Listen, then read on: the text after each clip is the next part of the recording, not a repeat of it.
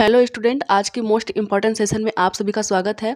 तो स्टूडेंट, आज की वीडियो में हम बात करने वाले हैं DSSB-PRT के लिए जो भी प्रीवियस ईयर में क्वेश्चन पूछे गए हैं हम लोग उसको सॉल्व कर रहे हैं। तो इसके पहले भी जितने प्रीवियस ईयर में क्वेश्चन हो चुके हैं उनको हम लोगों ने सॉल्व कर लिया है। आज हम बात करेंगे कि 2018 में जो क्वेश्चन पूछे गए हैं हिंदी के, उसके बारे में हम लोग डिस्कस करेंगे। चलिए फिर देर न करते हुए वीडियो को शुरू करते हैं और देख लेते हैं पहला क्वेश्चन हमारा कौन सा है। तो देखिए, जो पहला हमारा क्वेश्चन है वो गद्यांश से संबंधित है।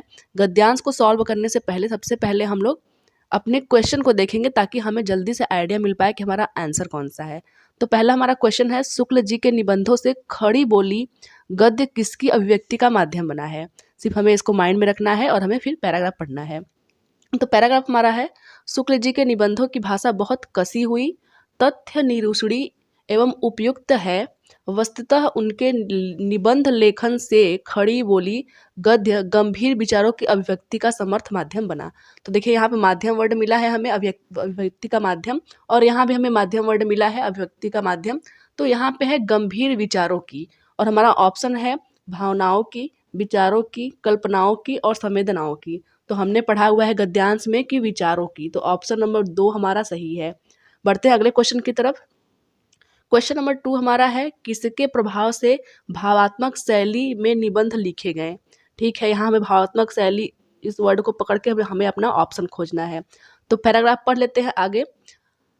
शुक्ल जी के निबंधों की भाषा बहुत कसी हुई, तथ्य निरूषणी एवं उपयुक्त होती है। वस्तुतः उनके निबंध लेखन से खड़ी बोली गद्य गंभीर विचारों के अभिव्यक्ति का समर्थ माध्यम बना।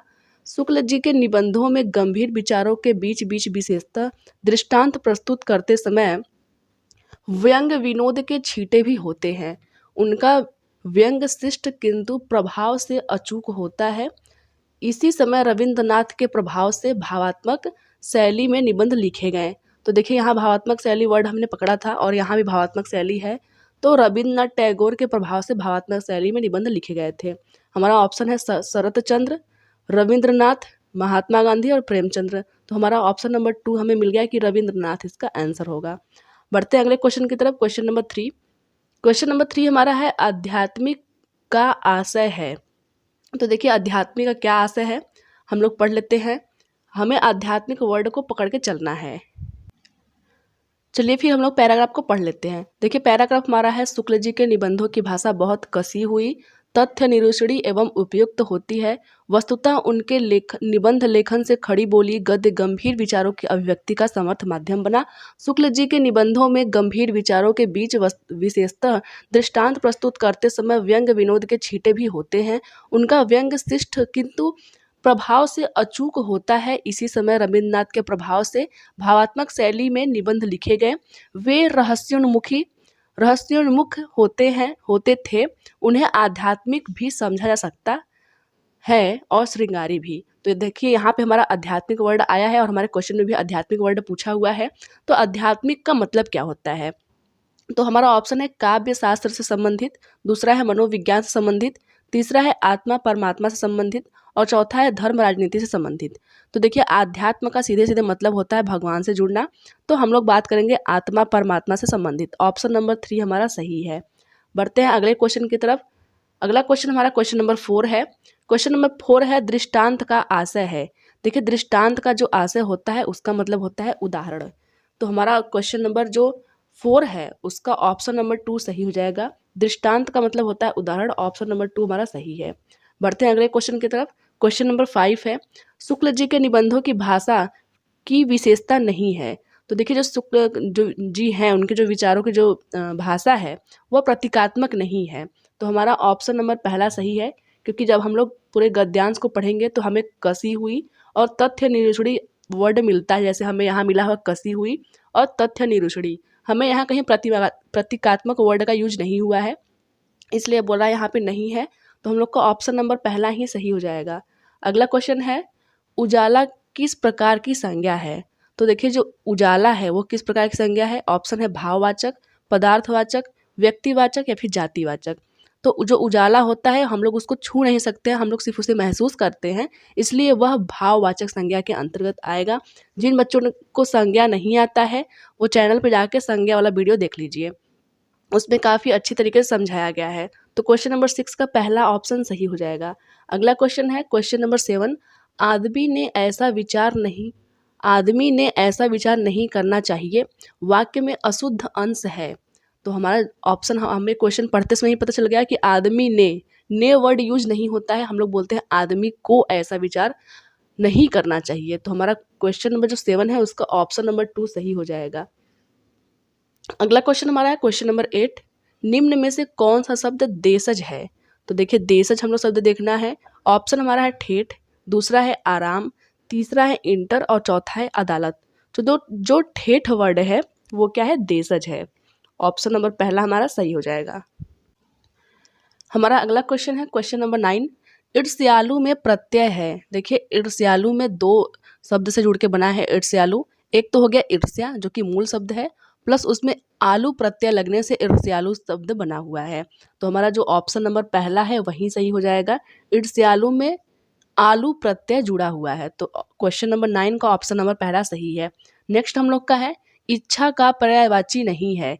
तो देखिए इच्छा का जो पर्यायवाची होता है वह इप्सा भी होता है, स्पृहा भी होता है और इहा भी होता है, लेकिन असूया नहीं होता है, क्योंकि असूया मतलब होता है जो देखा ना गया हो।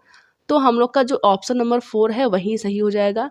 और आप लोग इस क्वेश्चन को अच्छे से देख लीजिए, क्योंकि कई एग्जाम में बार बार ये क्वेश्चन पूछा जाता है। तो क्वेश्चन नंबर 10 का ऑप्शन नंबर 4 सही है। अगला क्वेश्चन हमारा है क्वेश्चन नंबर 11। क्वेश्चन नंबर 11 है, निम्न में से तत्सम शब्द कौन सा है। सबसे पहले हम लोग तत्सम और तद्भव के कॉन्सेप्ट को समझेंगे। देखिए तत्सम शब्द वो शब्द होते हैं जो कि संस्कृत से एज इट इज आ गए हैं हिंदी में, मतलब जो संस्कृत के शब्द होते हैं वो तत्सम शब्द होते हैं।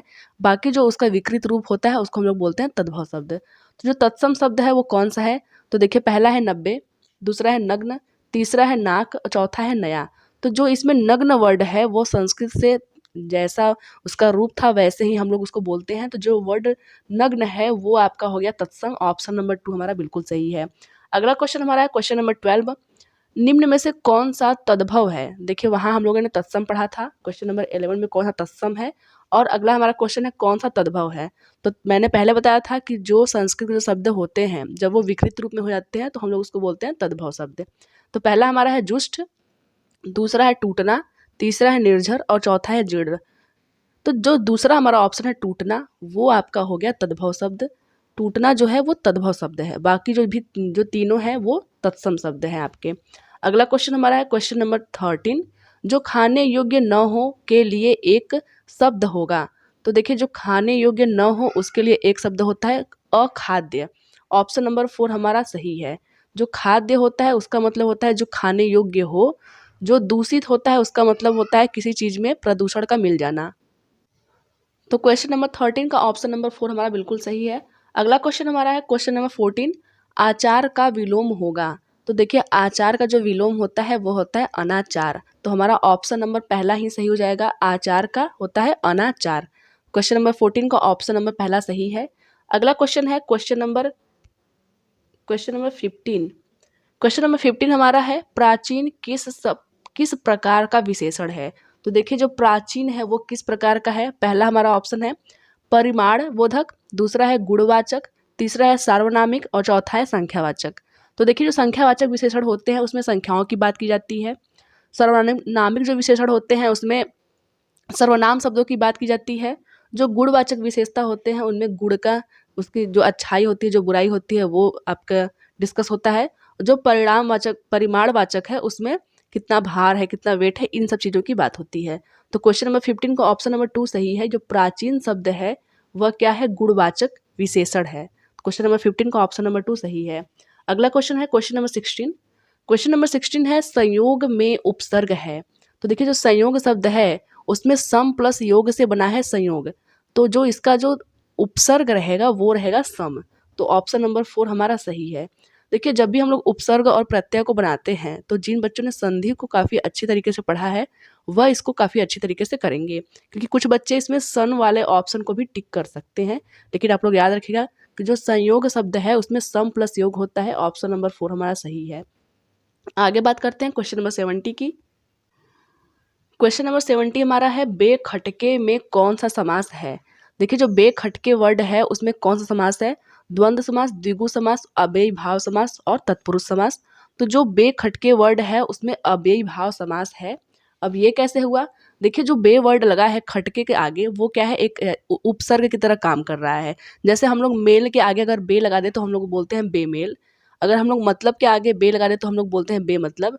तो जो बे वर्ड है वो एक उपसर्ग की तरह उपयोग हुआ है, और हम जानते हैं कि जो अव्ययी भाव समास होता है उसमें जो पहला शब्द होता है वो उपसर्ग होता है, तो या फिर कोई अव्यय वर्ड होता है, तो इसलिए ऑप्शन नंबर 3 हमारा सही हो गया। बढ़ते हैं अगले क्वेश्चन की तरफ। Question number 18। क्वेश्चन नंबर 18 है, निम्न में वर्तनी की दृष्टि से शुद्ध शब्द कौन सा है? तो इसमें अतिथि वर्ड लिखा हुआ है, उसमें कौन सा शुद्ध है? तो हम लोग याद रखेंगे जो ऑप्शन नंबर 2 है वही सही है, अतिथि को ऐसे ही लिखते हैं। तो क्वेश्चन नंबर 18 का ऑप्शन नंबर 2 सही है। बढ़ते हैं अगले क्वेश्चन की तरफ। क्वेश्चन नंबर 19 है, निम्न में से कौन सा शब्द स्त्रीलिंग है? अब स्त्रीलिंग शब्द पुल्लिंग शब्द पहचानने का सबसे आसान तरीका ये होता है कि हम लोग ये देखेंगे यूज़ करके। तो जो हीरा होता है, हीरा क्या होता है? चमकता है, हरकत की जाती है, हुक्म दी जाती है, हुक्म दिया जाता है, और हास्य रस होता है। तो ये तो आपका पुल्लिंग हो गया, हुक्म भी आपका पुल्लिंग हो गया क्योंकि हुक्म दिया जाता है, हरकत की जाती है इसलिए यह स्त्रीलिंग है। ऑप्शन नंबर 2 हमारा बिल्कुल सही है। बढ़ते हैं अगले क्वेश्चन की तरफ। Question number 20। क्वेश्चन नंबर 20 कह रहा है उल्लास का संधि विच्छेद होगा। तो देखिए जो बच्चे संधि पढ़े होंगे काफ़ी अच्छी तरीके से करेंगे। जो उल्लास है उसमें व्यंजन संधि है, और हम लोग तोड़ते कैसे हैं? उत प्लस लास। तो हम लोग उत प्लस लास तोड़ते हैं, इसलिए यह हो जाएगा उल्लास। ऑप्शन नंबर हमारा 3 सही होगा इसका। तो ये तो थे आज के 20 क्वेश्चन जो कि आपके DSSB में 2018 में पूछे गए थे। तो इसी तरह हम लोग क्या कर रहे हैं कि एक सीरीज में जितने भी क्वेश्चन प्रीवियस ईयर में पूछे गए उसको हम लोग कवर कर रहे हैं।